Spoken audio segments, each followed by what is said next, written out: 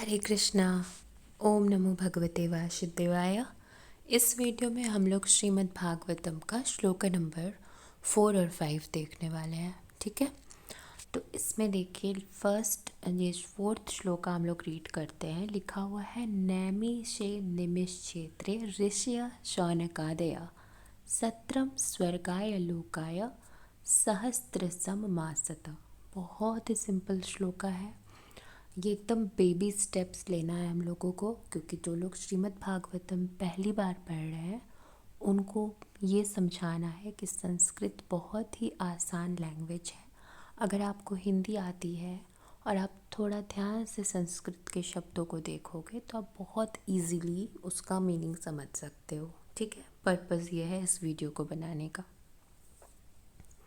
पहला शब्द है नैमिषे निमिषेत्रे। ठीक है, तो अब मैं आपको सेकंड स्लाइड में दिखाती हूँ कि किस तरह से।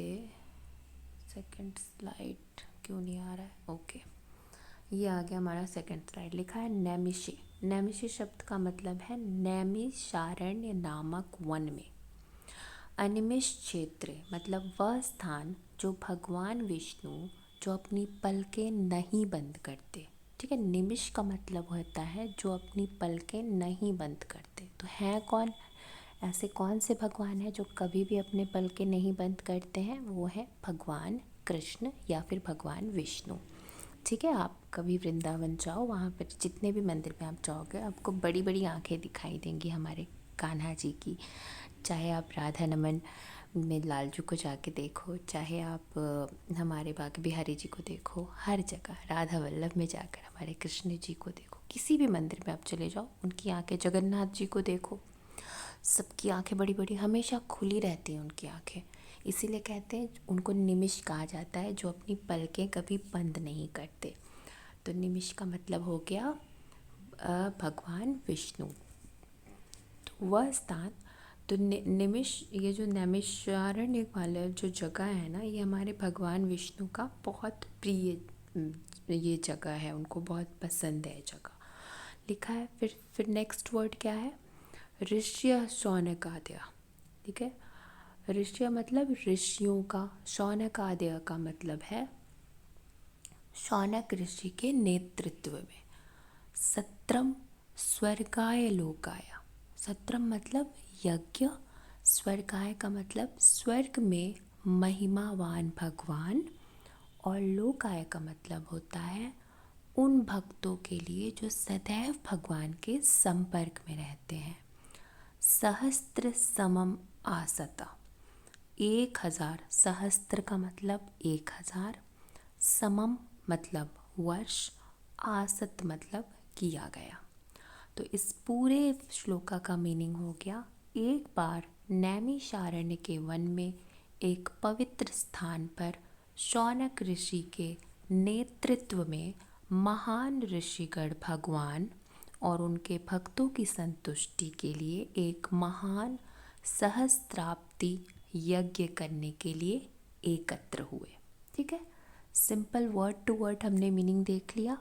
और श्रीमद् भागवतम की जो बुक है उसमें भी यही मीनिंग लिखा हुआ है। एक बार भगवान विष्णु एवं देवताओं के परम पुण्यमय क्षेत्र नैमिषारण्य में शौनक आदि ऋषियों ने भगवत प्राप्ति की इच्छा से सहस्त्र वर्षों में पूरे होने वाले एक महान यज्ञ का अनुष्ठान किया। ठीक है, तो देखिए अभी ये क्लियर हो गया हम लोग को। फर्स्ट श्लोका जो है इस कथा का, वहाँ पर क्लियर बात लिखी है कि नैमिषे निमिष क्षेत्रे, यानी नैमिषारण्य जो कि हमारे भगवान निमिष यानी कि जो अपनी पलकें नहीं बंद करते हैं, हमारे भगवान विष्णु का जो प्रिय क्षेत्र है, वहाँ पर बहुत सारे ऋषि शौनक ऋषि के लीडरशिप के अंदर इकट्ठा हुए थे, जो कि वहाँ पर स्वर्गाय लोकाय मतलब भगवत प्राप्ति के लिए जो लोग भगवान को बहुत प्यार करते हैं, उन सबके भलाई के लिए 1000 वर्षों तक चलने वाला यज्ञ करने के लिए वो लोग इकट्ठा हुए थे। ठीक है, सिंपल, एकदम क्लियर हो गया एक एक वर्ड। सेकंड आते हैं 5th नंबर श्लोका पे। त एकदा तु मुनिया प्रातर हुत हुत अग्नेया सत्कृतम सूतमासीनम पप्रच्छुर इदमा दरात। अब देखिए इसके एक एक वर्ड का पहले मीनिंग देखते हैं।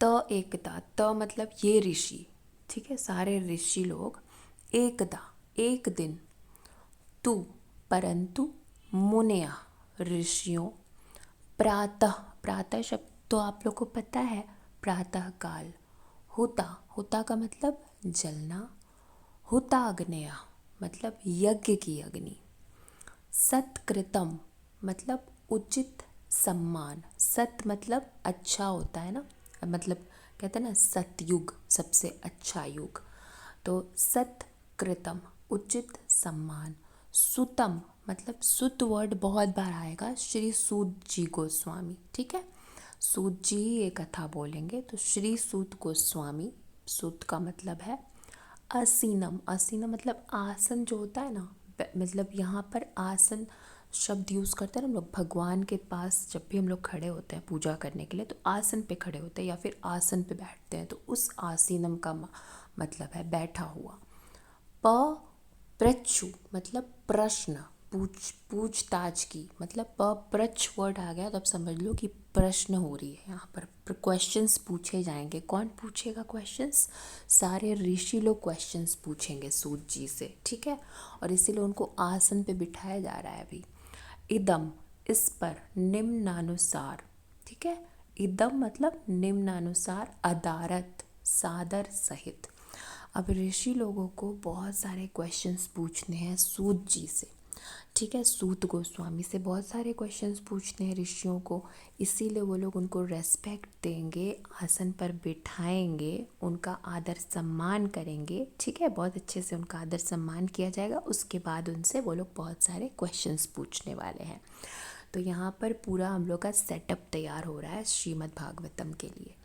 तो इसका मीनिंग क्या लिखा हुआ है? एक दिन प्रातः काल यज्ञ की अग्नि जलाकर तथा श्रील सूत गोस्वामी को सम्मान आसन प्रदान करके अपने कार्य समाप्त करने के पश्चात महर्षियों ने बड़े आदर के साथ निम्नलिखित विषयों के विषय में पूछताछ की।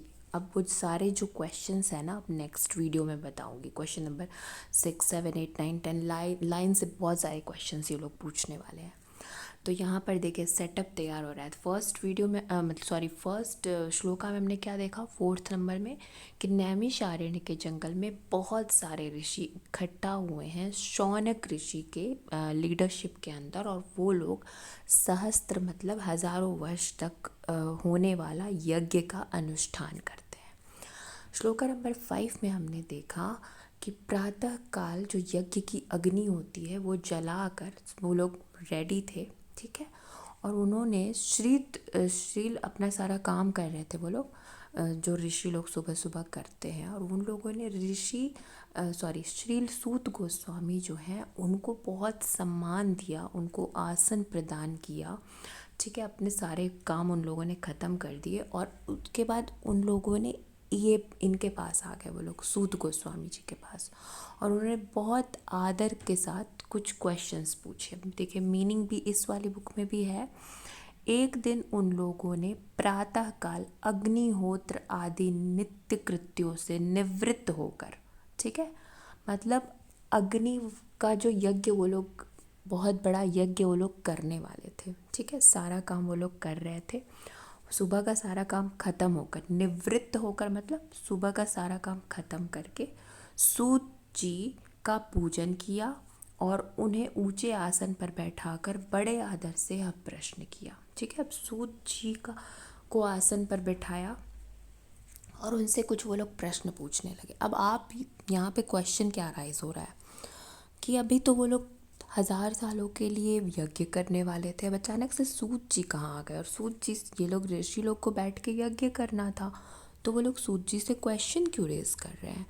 तो द पॉइंट इज़ कि वहाँ पर उनको वो लोग यज्ञ करने वाले थे, लेकिन इन सारे ऋषियों को पता है कि सारे यज्ञ और कोई भी अनुष्ठान, जितना भी कर्म कांड किया जाता है ब्राह्मणों के द्वारा, उन सब से भी सबसे ज़्यादा ऊपर है श्रीमद् भागवतम।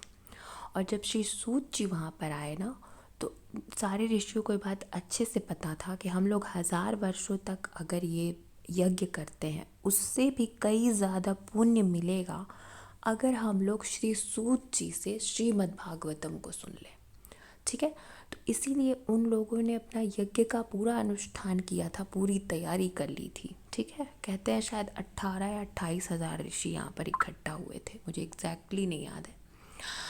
तो वो सारे लोगों को बिकॉज उन लोगों को बहुत ज़्यादा नॉलेज थी ना, ऋषि मुनि जो उस ज़माने के होते थे बहुत ज़्यादा तप करते थे वो लोग, तो उन लोग को एग्जैक्टली पता था कि उनको क्या करना चाहिए। ठीक है, तो सारी अग्नि वग्नि वो लोगों ने साइड में की और पूरा फोकस उनका चला गया सूत जी के ऊपर। ठीक है, सारे ऋषियों का पूरा फोकल पॉइंट ये है, सूत जी हैं। सारे क्वेश्चन सूत जी से पूछे जाएंगे, इसीलिए सूत जी को पूरी रिस्पेक्ट दी जा रही है, उनको आसन पे बिठाया जा रहा है, पूरे आदर के साथ उन्हें ऊंचे आसन पर बिठाया गया। और अब नेक्स्ट वीडियो में हम देखेंगे कि उनसे क्या क्या क्वेश्चंस पूछे जा रहे हैं। हरे कृष्णा।